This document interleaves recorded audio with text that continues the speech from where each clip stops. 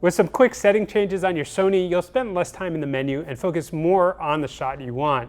Sony's menu layout can be a little confusing at times, especially if you've never used a Sony camera before. But when you customize the layout, you can have everything you need really fast, and it takes just a few easy steps. But before I get into it, remember, come visit us here at the Digital Goja showroom in Miami, and don't forget we publish new content weekly, so subscribe to our channel and tap the bell icon to get notified about our latest videos.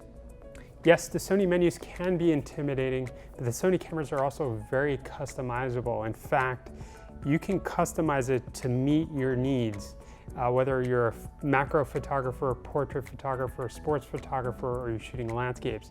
In this case, I'm going to show you the best ways that I feel is perfect for the A7R shooting event photography. To set up your custom keys, press the menu and head over to the second tab, page 9 of 11, and select custom key for photos. And you'll notice that you can also change your custom keys specifically for video and for playback. Once you've entered into the custom key menu, you're going to have 4 different pages with approximately 12 different buttons that you can customize. The first page is going to be talking about the rear of the camera, and the first option is the control wheel. I personally have it set for changing my custom white balance. That's if the white balance is set to Kelvin, and all I'd have to do is rotate the wheel to toggle through all the different color temperatures. Next, we have the auto exposure lock button. That I actually have set to change between the Super 35mm crop and the full frame crop mode.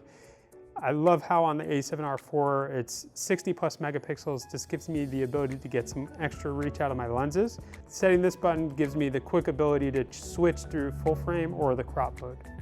The AF on button I have set as default, and I use it for back button focus. This allows me to recompose my image while maintaining focus, and it also allows me to keep the camera set to continuous autofocus because I can just simply let go of the AF on button, not have to worry about the camera refocusing when I press the shutter down halfway.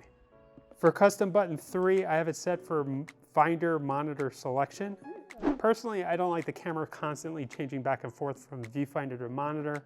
For the most part, I'll be using the finder to take photos, so having this button set allows me to quickly change when needed. And that way, if I'm working in a low light environment, I don't have the screen blind me just before I bring the camera up to my eye. For C4, I have it set for the autofocus manual focus switch. Now, a lot of lenses for Sony don't have a physical switch on the lens itself. Some of my favorite lenses like Tamron's 28-75 doesn't have it, so this is a great way for me to switch between autofocus and manual focus really quickly, especially if I'm going to get up close to the subject and for macro or anything like that.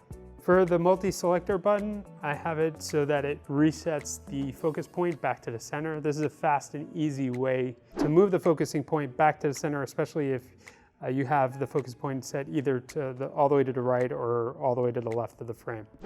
The center button I have as the focus magnifier, which helps if I'm in manual focus. It's another assist feature that I have to assist me when focusing manually. The left button I kept as default as the drive mode. Unlike the A9, which has a dedicated dial for changing this, the A7R IV, press the left button on the control wheel, change it through single, high, continuous, or timer, or even the bracket modes, and I find it very easy to do so as I'm shooting. The right button by default is set for ISO, but I've changed that to white balance. Since I'm typically shooting in RAW, changing the white balance doesn't really make a big difference, but if I'm going to shoot video or if I'm going to shoot just in JPEG, I have quick access to changing my white balance. I can also set it to Kelvin, and then I'll have the control wheel, which I mentioned before, to rotate and switch through the different color temperatures. Pressing down on the control wheel will activate silent shooting. This is a great feature for me, especially if I'm going to shoot an event where I need to be inconspicuous. If I'm shooting a wedding during the ceremony and I'm required to be completely silent, I can just press down and activate the silent shooting mode.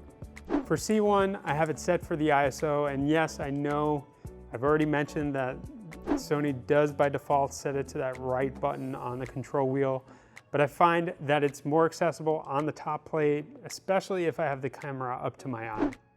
And for C2, I have it set for the focusing mode, and this gives me an easy way to cycle through the different focusing options for when I need to track a subject matter or just manually select the AF points, or if I just want to keep the focus point in the center.